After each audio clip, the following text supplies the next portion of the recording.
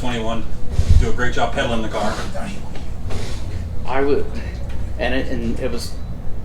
I remember talking to Sean Langdon last year at Brainerd, and he goes, "Your lights have been good." I'm like, "Yeah, I've been low 30s, pretty consistent." He goes, "Those will be low 50s in a top fuel car," and I was pretty happy with the weekend. I mean, I had 266s and 259s in qualifying, and then in the race, I mean, Justin cut a 31, we cut a 21, and I was, and you got to be up and ready to run him. So, and that, I think it's just, I mean, you're up anyway because you're sitting there in the national anthem. I'm like, thank God it doesn't have a carburetor on it, or I'd have flooded it. So it's, yeah, that was like, I know going with, being here with Leah for the last 3 years, hated when we were first pair. It's like, I mean, way worse feeling.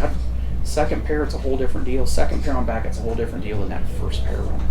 I'm like, you got to be kidding me. Our first weekend, we're going to be first pair on Sunday. It's like, was that the first time you got to pedal the car and what counted?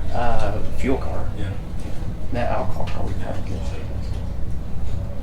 Do you notice much difference between the A fuel car and the top fuel dragster other than thrust and mile an hour? Do you notice that much? Is it any different to drive?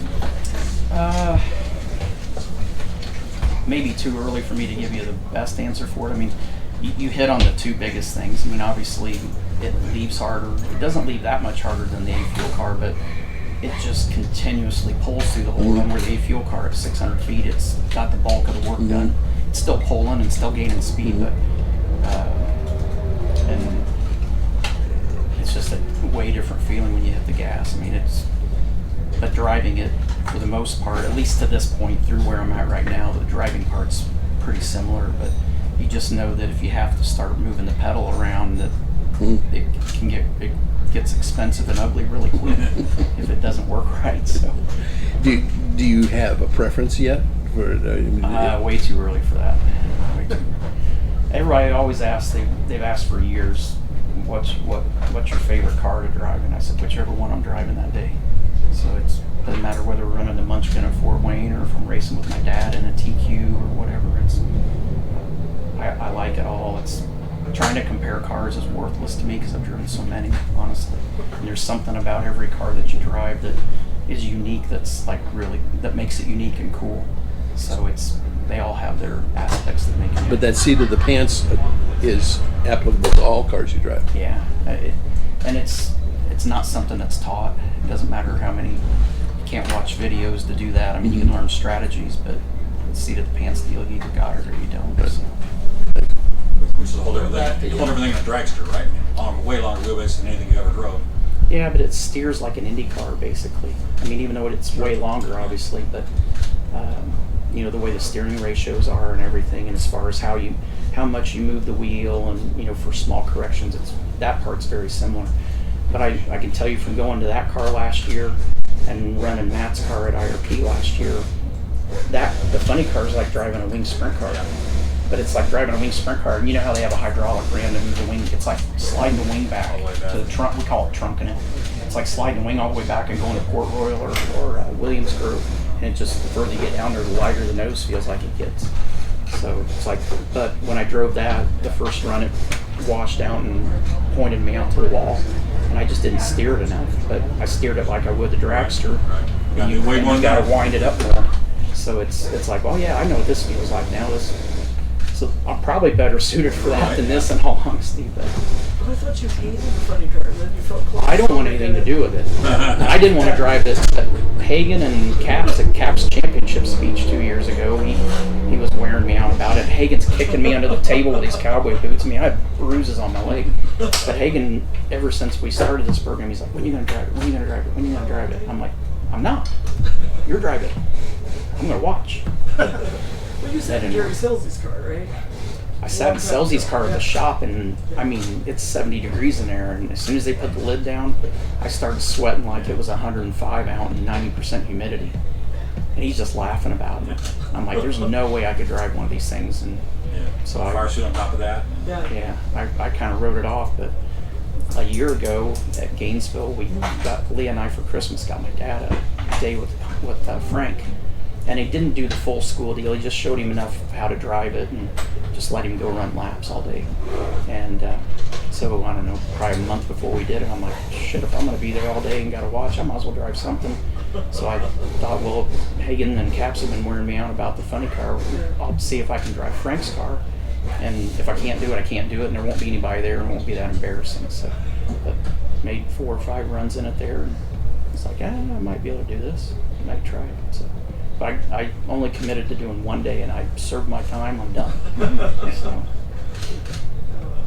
But can you describe the adrenaline rush you get from drag racing that maybe isn't there for other racing? It's different. It's way different. And I think the main reason for that is, a sprint car race at Williams Grove, for example, is going to be 25 or 30 lap main. If you blow a corner, you got multiple laps to make it up. And here, anything goes wrong. If I do something wrong, if the car does something wrong, you're one and done. So you don't have the opportunity to go, okay, well, we'll scrap this and the next lap we'll fix it, So I think that's where the adrenaline side comes and peaks a little higher, just because the stakes are higher. For 3 seconds, it's 100 times more than you'd get. You get in the car at Martinsville or Bristol, and your heart rate doesn't even get up hardly. Because you're going to be in there for 3.5 hours. You're going to have pit stops. You're going to have all kinds of stuff go on, and it's going to constantly, the whole complexion of the race is constantly going to evolve. Where here, it's in a 4-second window that whatever's going to happen is going to happen, and it's either going to go right or it doesn't go right. And how's it? Oh, go ahead. I think you mentioned before that the highs and lows, the day, kind of the flow of the day is what was really getting to you. Yeah, and that, I'm glad you brought that up because that's super valid. The thing when you're in the Cup car and you start the race, the adrenaline's there and it's up there for 3.5 straight hours.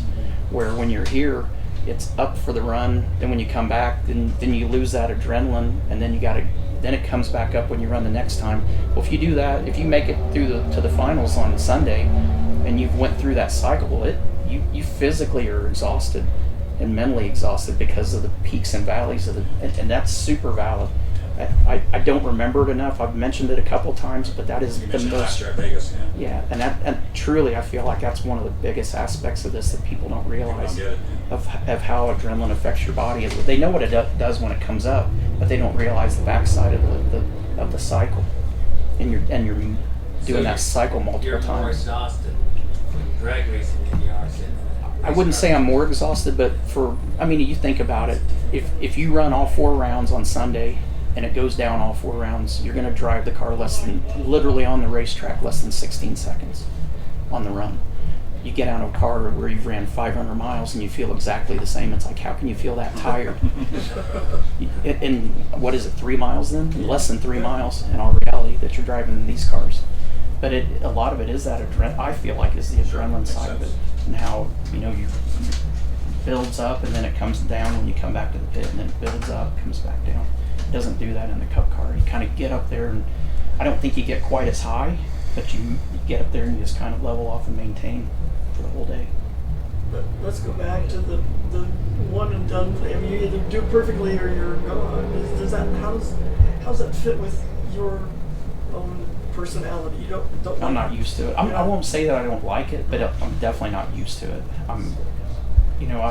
Everybody knows my favorite form of racing is dirt racing, and I like the dirt racing because literally in a main event, the groove where you run on the racetrack might change 2-3 times in the race as the conditions of the track change, and this area might be faster, and with a heavier load of fuel, I might need to be here at the beginning of the race, but the complexion of it changes where this is it just happens so quick and it's over. And I just don't like the fact that if it doesn't go right, I can't I like being in more control. And this is more control. I think the crew chiefs have more control than the drivers do. The drivers definitely have their responsibility. They gotta leave on time. Gotta keep the car in a groove. Gotta make split second. And when I say split second decisions, I was talking to the Cup guys and I said, you know how you guys make split second decisions? They're like, yeah. I said, all right. Now your split second decision, what I have to do is make a split second decision off of your split second decision. Yeah, exactly. That's how fast we have to react over here. But it's because the window is here, where their window is. Yeah. You're out here. How will that change it though? Like outside the car, when learning that you're not in control of everything, that's hard, isn't it? Yeah, but I think being around it enough now, you know, this is year 4 that I've been around in this form of racing. I mean, I think I'm starting to get used to it, and kind of you start grasping the big picture of it all and what it entails. But yeah, I'm an old school guy. I'm the kind of guy, I want the ball with 3 seconds on the clock. Throw me the ball, I want it. So, but this isn't necessarily those scenarios. You don't always get that. Maybe. But the crew chiefs don't want to drive the car. No. So somebody's got to carry the ball when it comes time. So. How many of your NASCAR buddies or dirt racing guys think they want to try what you're doing? None of them. None of them? And they all think I've lost my mind. That's the funniest part. It's like they all think I'm insane now. So I'm like, you guys knew that before. Right. Before I left sprint car racing and stock car racing, you knew that. But yeah, I mean, Boyers is about as crazy as they come. So he'd probably be your pick to try it out. I probably wouldn't even be able to get him in there to do a warm up. Wow. I don't think I could get him talked into doing it. So, Who's that? Boyer. I know when Pastrana came over, he's driven everything too, and he did not like it. No, those I think he underestimated what it was about. And when we knew he was doing the deal, we talked to Scott, and I said, Scott, I'll talk to him if you think it'll help. I said, I know him a little bit, and I said, and I'm going through this transition too. Of, at that time I was just doing some testing off and on, for Leah, and I said it was way more than what I thought it was going to be. It literally took me 10 runs, and I said, this is the dumbest thing I've ever done. But it took 10 runs for me to figure that out, and somebody shook their head and they said, well, why didn't you figure that out on the first run? I said, because the girl I'm dating, who I think loves me, says this is going to be okay. Right. And Don Schumacher's like, this is going to be okay. It's 2 people that I feel like I should trust. fool that you are. Yeah, exactly. But it wasn't till the 10th. We did 4 runs the first day, 3 runs the second day at Vegas, and then I tested the Monday, I think, after the 4 wide at Charlotte, and it was after those 3 runs on that day. And at the end of it, I'm like, this is really stupid. What I'm doing is really stupid. And I go back to this. The atmosphere here is so different and special compared to IndyCar and NASCAR, and even sprint car racing used to be like this. But at the end of the night, everybody, as soon as the race is over, they load up, they haul ass to get to the car wash, to get in line to wash cars, and then go down the road to get to the hotel and get sleep. They don't hang out and socialize and mingle pit to pit. And that's the one thing about this that other major forms of motorsports are missing. That's what I love so much about this, is the camaraderie and the feel and just how everybody interacts with each other.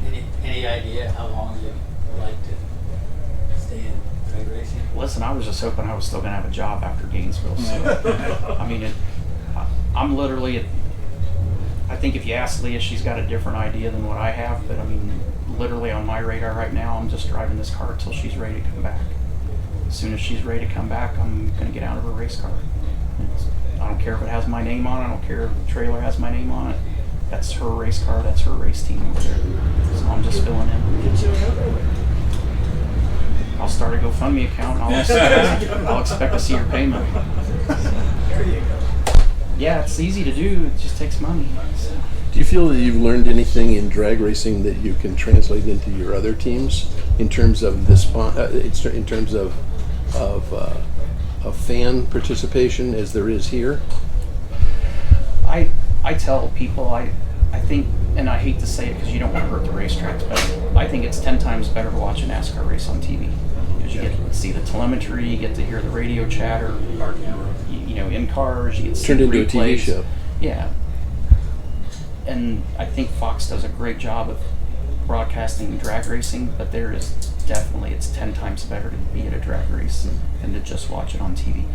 It's cool to watch it on TV and see the slow-mos and listen to Brian and Tony talk about it, but there are things that happen here that you can't experience. You can go to a sprint car race and you can smell methanol and it burns your nose and you're like, whoa.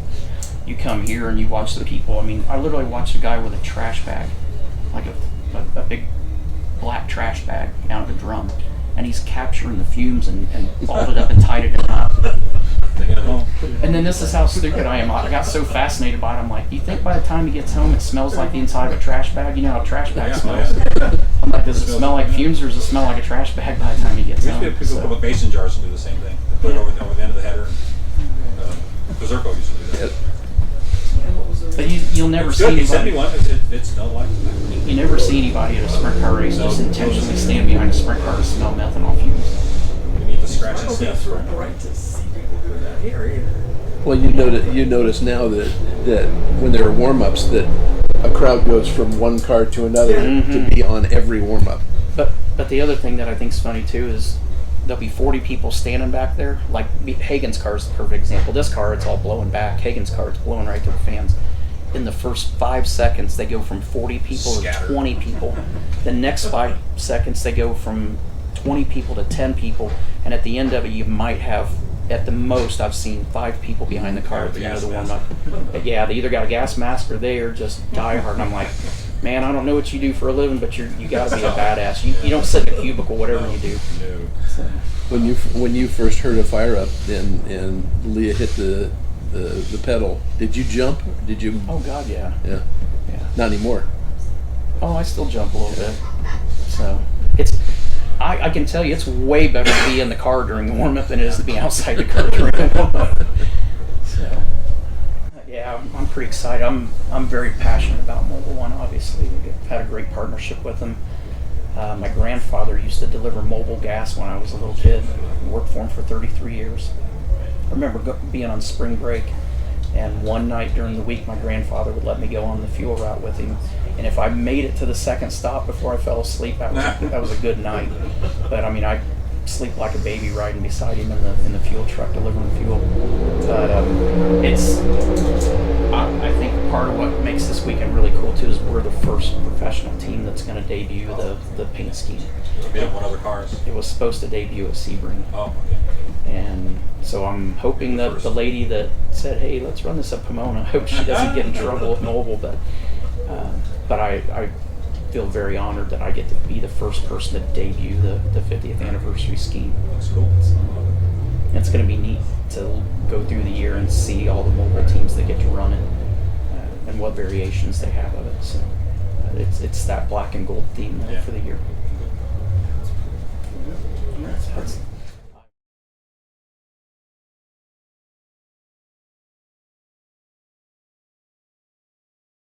Why is it not caught up with potential investors? and I think a lot of it's the fan base. I mean, NASCAR's done such a good job marketing forever. I mean, you look at the struggle that IndyCar has getting viewership and attendance and all that. It's like IndyCar's been around forever too. So I don't know why. I really believe it's one of those scenarios though, like we mentioned, it's such a good sport. NASCAR's such a good sport to watch on TV, and it's a great experience if you're going to go for the whole weekend and camp. It's awesome to go to the racetracks too. This is one of those sports, if you can come and be here and see it in person, I feel like it's like a fishing hook. And it's what it was with me when I went to my first drag race. I wasn't passionate about it yet, but when it came on TV, I wouldn't turn it off and couldn't turn it off. I'd watch the whole thing. And then when I finally got to go with Leah, and even it was like setting a treble hook in, then you have multiple hooks in your lip. It's like once you start learning about it, then it was like it really set the hook then, because now you're starting to learn and you're trying to figure out how does this compare to all these other forms of motorsports I've been a part of.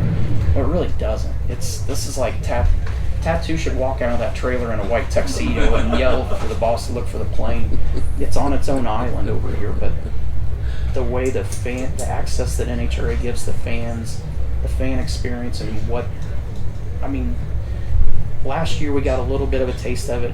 Gainesville, it was really cool how many new fans that were NASCAR fans that followed us that came to their first drag race.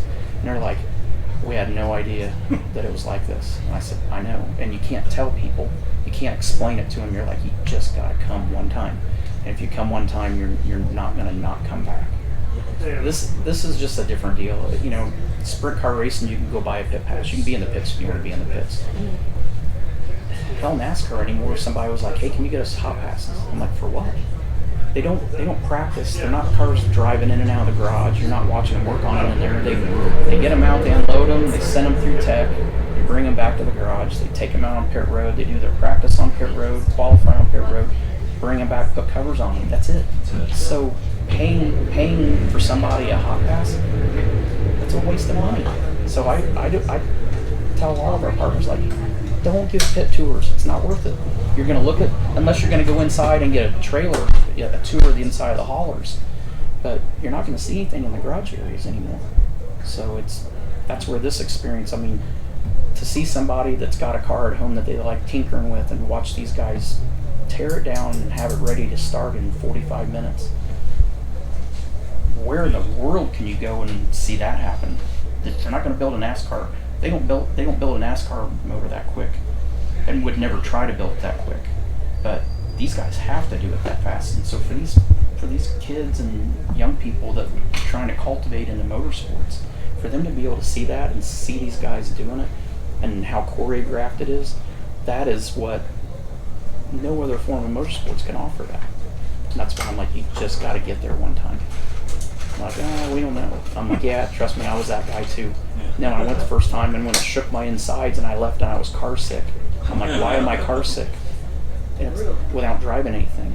And it's like, you realize how powerful all this is, and how crazy it is to make these things go down 1,000 feet in 3.7 seconds.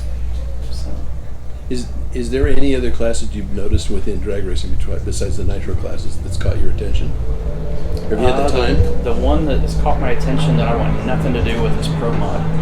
They're like, oh, we gotta, the guys are like, oh, we gotta get you in our Pro Mod. No, sir, thank you. Been upside down enough in my life. So, I got a lot of respect for the Pro Mod guys. I mean, it's just crazy watching those guys run.